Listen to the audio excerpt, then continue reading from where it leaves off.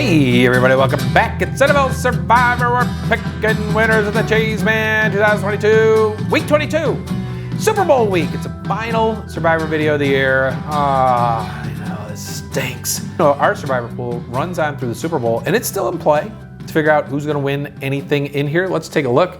Had we been still in it, we would have taken Philadelphia, and we would have survived. You can see here, 1,954 entries. 4 people remain. 1 more person went out. They chose San Francisco. Here's where my picks in that primary pool. You can see week 16, I had the 1 flub-a-dub. Oh my God, you're killing me, Cheezeman.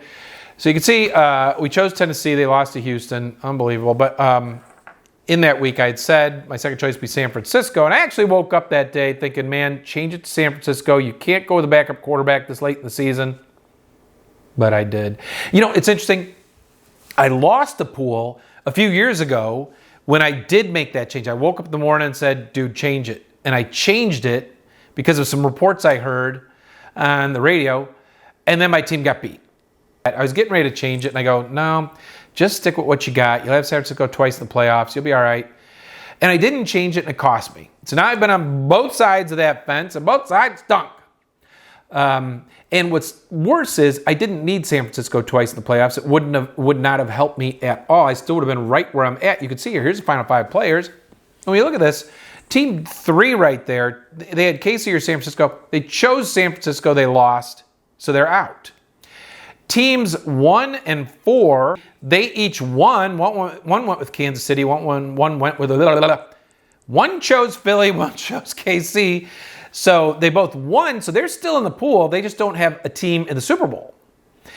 But they'll be rooting for Philly, as you can see in a second here, because teams 2 and 5 both chose Philly. I would have chose Philly. All 3 of us would be on Kansas City this week. We would have to choose them as our Super Bowl team.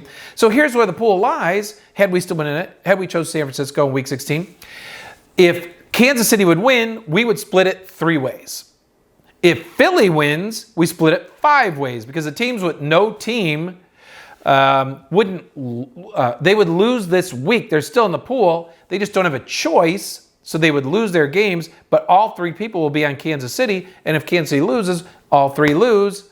It's a 5-way tie. Dig it? I don't know if we've seen a 5-way tie all the way through the Super Bowl before, and that's what's so bizarre in a year where we had so many upsets early on, right? Crazy. But, the bad thing for me is I should be, winning some money this weekend.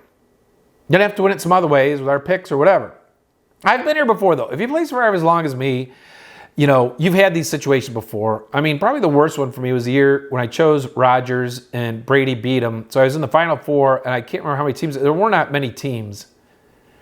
In fact, all he had to do was get the Super Bowl, I think, and I would have cashed. And Roger, that's a game where Roger should have won, and he didn't. Whatever. Anyways, here we go. The mid-year pool. 210 entries. Here's the bizarre thing about the mid-year pool. I don't think I've ever seen this. It's done. We have a winner already. 1 player had Philadelphia last week. They won. They win the pool. You can see player 2 did not have any teams left. Players 3 and 4 had San Francisco. That was it. They chose them. They lose. They're out. So player 1 wins without even getting the Super Bowl in a mid-year pool. That just doesn't happen. Me, I'm always saving my 2 teams for the Super Bowl. Obviously this year, that cost me, right? These guys didn't worry about it at all, and you've got your final 3, and obviously you have 1 winner. I don't think I would change my strategy, though, going forward. And here's why. Think about this. Remember, early in the year, we had so many upsets, right? Week 1, we lost 500 or 600 players in our big pool. And at one point, I think it was about week 8, we were over 2 upsets per week. And as you know, we typically average 1.25 upsets per week. So we were over 2 a week. So a lot of people were out in the first 8, 10 weeks. And then in the mid-year pool, I think it was by week 2 or 3 in the mid-year pool, half the pool was gone already. And even in the next couple weeks, it dropped so quickly. So then I got down to the final 10, 15, whatever it was. It was just an unusual year. It was front-loaded with upsets because by the end of the year, we ended up with averaging less than 1.25 upsets per week. 1.25 is our normal average, and it was way below that. So we had all of our upsets in the first 10, 12 weeks, and then in the last 6 weeks or so, not any real major upsets of 6 points and higher. So I don't think I would change my strategy in the mid-year poll. I would continue to just play it out where I'm going to gamble and keep my 2 teams for the Super Bowl and hopefully make it there and be in it. That's the whole thinking there. It's going to be fun next year as we get into this. But, hey, real quick, one thing I want you to know, I have a Super Bowl video. It's called You Bet You're a Winner, Super Bowl style. Please go check that out. It's a great video. I know it's a little long, half hour. But, man, we go through everything from the national anthem analytics to picking a team, picking the OU. I'm just going to give you my picks in this video. We're going to keep it short. You can see last week in the conference round, we went 4-2 in the top 5, 2-4 in the bonus games. 2 things happened that made it a bummer, man. And we had 2 unders again, right? So we now have 7 straight unders in the playoffs. But what happened was Brock Purdy gets hurt 5 minutes of the game. So that killed our Brock Purdy over a half a pick bet. That stunk, that lost.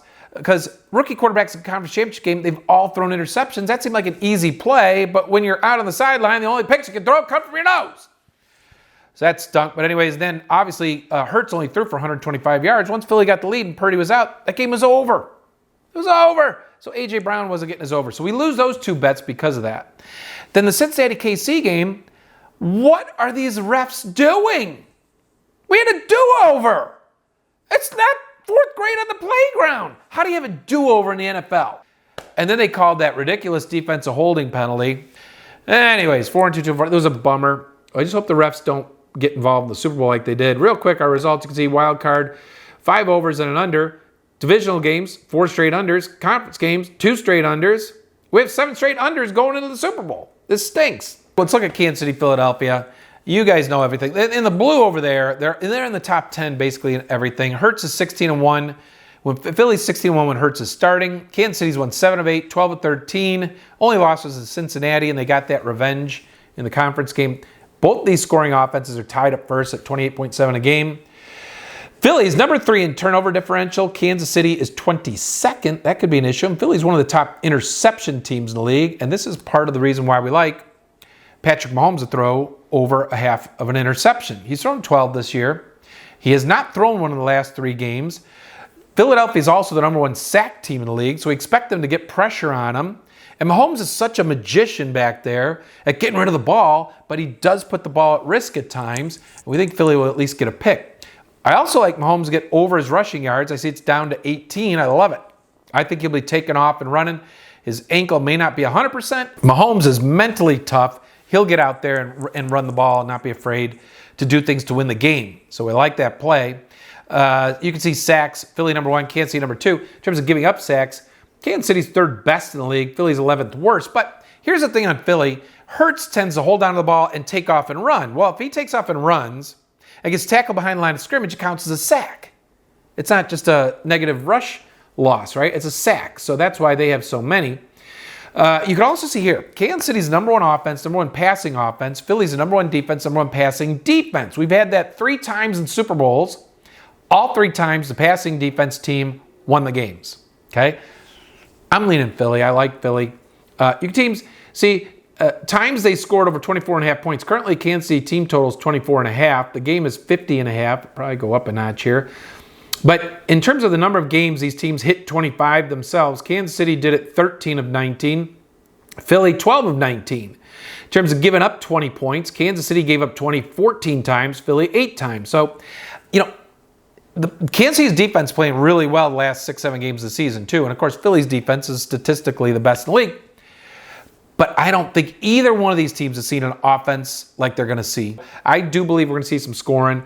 For the love of God, we just need to see an over. We've had 7 unders in a row. It's boring. It's bad for DFS and everything else. So we want an over. Guys, so here are my Super Bowl picks real fast. And, like I said, go watch that video and you'll get in the explanations. But you can see I like Philly in the first half, not taking them first quarter. I think Hurts will have jitters far more than Mahomes will. Taking Philly for the game. Taking the first half over. These are the top two first half scoring teams in the league. Philly at 18 points a game. Kansas City over 15 a game.